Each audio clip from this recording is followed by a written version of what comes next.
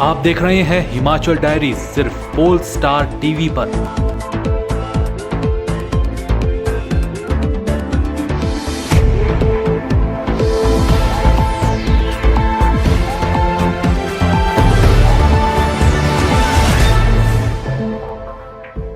Himachal diaries के प्रायोजक हैं RK hospital Hamirpur, service with quality.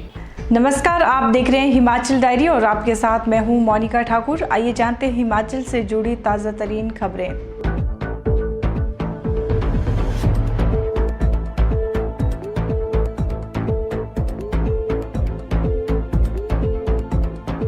राजधानी शिमला में कैबिनेट की बैठक में आयुर्वेद विभाग में रोगी कल्याण समिति के तहत अनुबंध आधार पर तैनात स्टाफ नर्सों को तोहफा मिल गया है। कैबिनेट ने नर्सों को नियमित किए जाने को मंजूरी प्रदान कर दी है। इसके अलावा बैठक में कांगड़ा जिला के नगरोटा बगवा स्थित राजीव गांधी इंजीनियरिंग कॉलेज में वास्तुकार स्नातक में 5 वर्षीय कोर्स आरंभ करने की स्वीकृति प्रदान की गई है। बैठक की अध्यक्षता सीएम वीरभद्र सिंह ने की। बैठक में राज्यपाल द्वारा हिमाचल प्रदेश की 12वीं विधानसभा के 14वें सत्र के उद्घाटन अवसर पर दिए जाने वाले संबोधन के प्रारूप को मंजूरी प्रदान की गई है। मंत्रिमंडल ने सीएम की घोषणा के अनुरूप शिमला जिले के चौपाल के गांव पड़गेया में आयुर्वेदिक संस्थान खोलने की स्वीकृति प्रदान की है। कांगड़ा जिले के परागपुर में नया उप तहसील कार्यालय खोलने का भी मंत्रिमंडल ने निर्णय लिया है।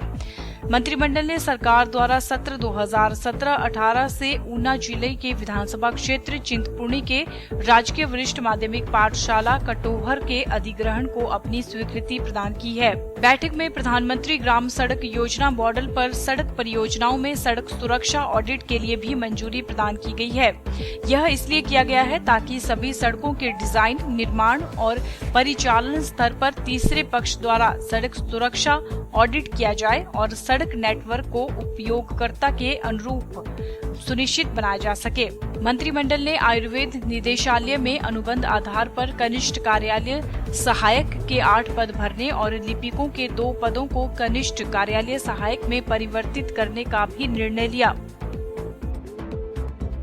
राज्यसभा में कांग्रेस के उपनेता आनंद शर्मा ने कहा कि हिमाचल में पिछली मर्तबा चुनावी घोषणा पत्र के अनुरूप अगर कोई वादे पूरे नहीं हो पाए हैं तो उन्हें चर्चा के बाद अमली जामा पहनाया जाएगा।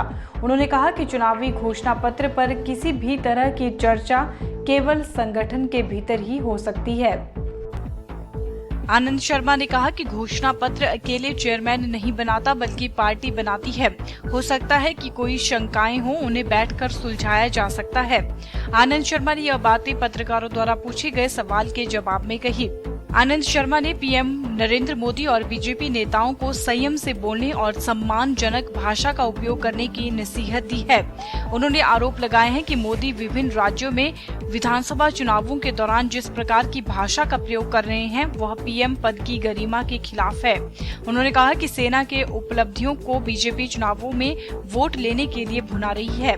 ऐसा पहले कभी नहीं हुआ है। आनंद शर्मा ने कहा कि न केवल सेना बल्कि 8 नवंबर के बाद विमुद्रीकरण को भी इस तरह से दिखाया जा रहा है कि इससे फायदा होगा, लेकिन इससे जो व्यापार और बाजार को नुकसान हुआ है उसे अभी तक जनता को नहीं बताया जा रहा है। उन्होंने कहा कि विदेशों में आयात भी घटा है और देश की आर्थिकी को भी भारी नुकसान हुआ है। उन्होंने आरोप लगाए हैं कि यदि उनकी सरकार की इन कमियों को कोई उजागर करने का प्रयास करता है तो वह उसे अपना दुश्मन मानते हैं।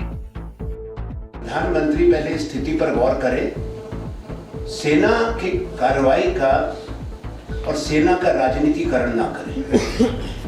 किसी पूर्व प्रधानमंत्री ने भारत की सेना के जो अच्छे बहादुरी के कारनामे हैं उनको चुनाव में नहीं देखा।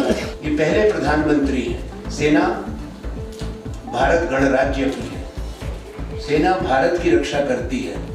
सेना नरेंद्र मोदी जी की नहीं है, सेना भारतीय जनता पार्टी की नहीं है, भारतीय संघ की है। इसलिए मेरा आग्रह भी रहेगा प्रधानमंत्री को, जब मैं चेता रहा हूं कि वो अपने बयानों में थोड़ा संतुलन रखें और वही बात कहें जो सच हो। देश के जनता को जो सूझबूझ रखती है, जानकार है, उनके विवेक को चुनौती मत दें। देश के अन्य हिस्सों की तरह देवभूमि हिमाचल में भी महाशिवरात्रि का त्योहार बड़े ही श्रद्धा के साथ मनाया गया।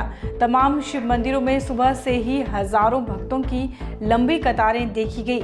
मंदिरों में शिवकारा लगाकर भक्तों ने माहौल और ज्यादा भक्तिमय कर दिया। इस मौके पर शिमला के प्राचीन मॉल रोड शिव मंदिर, लिफ्ट रोड मंदिर, कालीबाड़ी मंदिर, संकट मोचन मंदिर सहित अन्य शिव मंदिरों में लोगों ने शिवलिंग की पूजा की और उस पर दूध, बेलपत्र और फल चढ़ाए। शहर के सभी शिव मंदिरों में लोगों ने भगवान शिव के भजन कीर्तन गाकर उनका आशीर्वाद प्राप्त किया। शिमला के मंदिरों में लोग सुबह से ही भगवान शिव के दर्शन को लेकर लंबी लंबी कतारों में खड़े नजर आए। वहीं शिव मंदिरों और अन्य जगहों पर भी घोटे और भांग के प्रसाद का लोगों ने जमकर आनंद उठाया। वहीं शिव मंदिर के पंडित का कहना है कि शिवरात्रि पर्व शिव फाल्गुन मास की कृष्ण पक्ष की चतुर्दशी को मनाया जाता है। इस दिन शिव शक्ति का पुनः मिलन हुआ था। शिवरात्रि पर्व में भगवान की पूजा अर्चना करने सहित व्रत रखने से घर परिवार में सुख समृद्धि का वास होता है। आज ये शिवरात्रि का जो पर्व है पूरे भारतवर्ष में विशेष रूप से मनाया जा रहा है। जितने भी शिवालय या मंदिर है कहीं भी है वहाँ बड़ी धूमधाम से श्रद्धालु आ रहे हैं। आप देख रहे हैं कि इसमें भीड़ लगी हुई है भक्तों की, और दूध से जल से अभिषेक हो रहा है और बिलपत्र से हो रहा है और दूध, दही, शहद इत्यादि से भगवान की लोग जो है पूजा कर रहे हैं और हर एक मंदिर जो है जय जयकारों से विराजमान है। ये दिन व्रत जो है बड़ा महत्वपूर्ण है क्योंकि शिवरात्रि भगवान भोलेनाथ का दिन है और इस दिन भोलेनाथ का विवाह भी संपन्न हुआ था राजा हिमाचल के घर में और रानी मैना के घर में। तो विशेष करके भोलेनाथ की ये हिमाचल की नगरी जो है भोलेनाथ की ससुराल मानी जाती है, इसलिए लोग जो है बड़े प्रेम से घर में पकवान इत्यादि बनाते हैं, आपस में बांटते हैं और अपने भाईचारे का संदेश भी देते हैं। हमीरपुर के प्राचीन गसोता महादेव मंदिर में शिवरात्रि महापर्व बड़े ही हर्षोल्लास के साथ मनाया गया। इस महापर्व के चलते मंदिर में भक्तों का हुजूम उमड़ पड़ा। सुबह से लेकर रात 11 बजे तक भक्तों की लाइन भोले बाबा के दर्शन के लिए लगी रही। गसोता महादेव की शिवरात्रि पर पोल स्टार टीवी की खास रिपोर्ट आप जल्द ही पोल स्टार टीवी पर भी देख सकते हैं।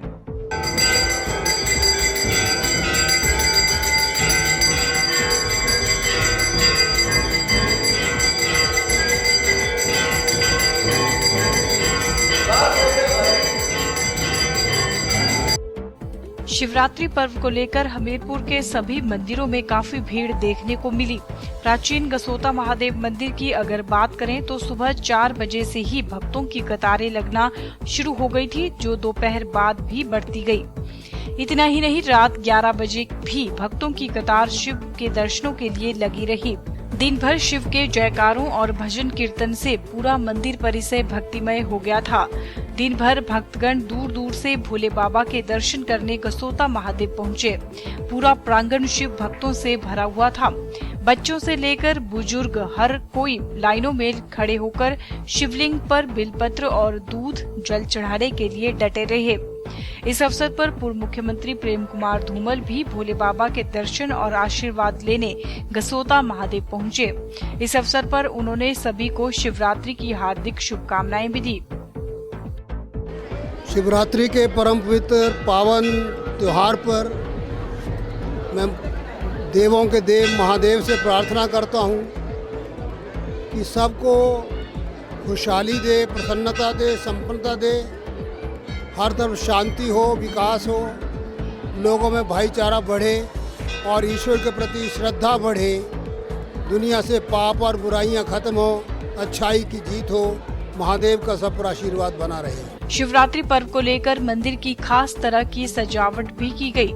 मंदिर को फूल मालाओं से बड़े ही आकर्षक तरीके से सजाया गया था, तो वहीं भक्तों के लिए सुबह से लेकर शाम तक फलाहार की व्यवस्था भी की गई थी। वहीं हमीरपुर बाजार स्थित शिव मंदिर में भी शिवरात्रि की खूब धूम रही।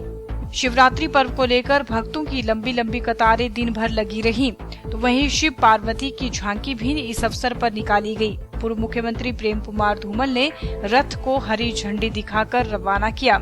रथ हमीरपुर बाजार की पूरी परिक्रमा करने के बाद दोबारा शिव मंदिर पहुंचा, जहां भोलेनाथ की विभिन्न लीलाओं का गुणगान किया गया।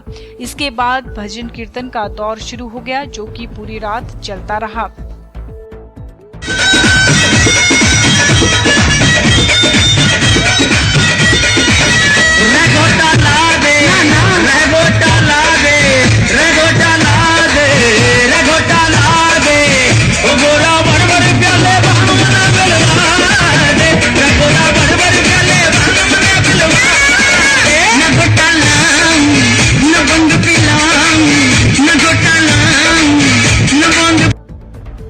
फरवरी की रात को मलियाना स्थित बिजली विभाग के स्टोर में हुई डकैती को शिमला पुलिस ने 72 घंटे के भीतर सुलझा लिया है।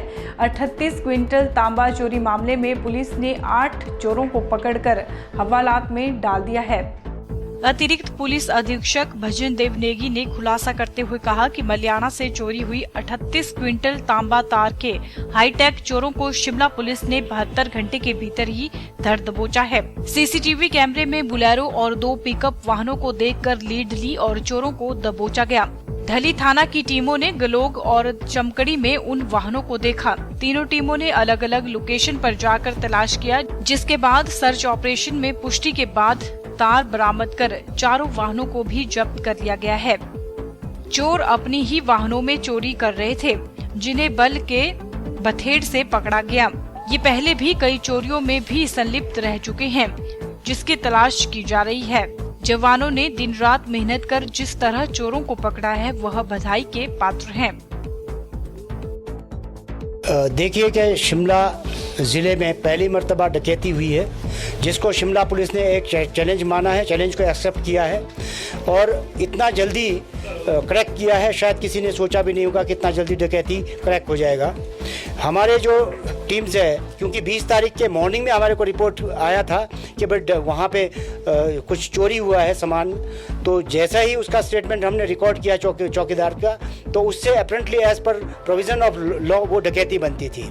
हमने डकैती में मुकदमा दर्ज किया है। मुकदमा दर्ज करने के इमीडिएट बाद हमने अपने टीम्स को यहाँ से डिस्पैच कर दिया है और जो हमारे को सीसीटीवी कैमरे का जो फुटेज मिला हमारा पुलिस पिकेट महली और महिला थाना BCS से, तो उसी को लीड मान करके हमने अपने टीम्स को भेज दिया है डिफरेंट लोकेशन में और उसी लीड को लेते लेते हम लोग पहुंच गए हैं मंडी में जा करके जो हमारे टीम्स थे, उन्होंने जिस प्रकार का एक बुलेरो यहाँ से जा रहा था, उसको पिछले कल सवेरे ही इंटरसेप्ट किया। इंटरसेप्ट करने के बाद जैसे उनसे जब इंटरोगेट किया गया, तो उन्होंने वो माना कि हम लोगों ने उन्होंने यहाँ से चोरी करी थी। तो without wasting a single minute जो हमारी 3 टीमें गई थी, वो वहाँ पर असेंबल्ड हुई और इमीडिएटली जितने वहाँ के कल्प्रिट थे उनको पकड़ लिया गया। जो माल मुकदमा था वो भी बरामद कर दिया गया।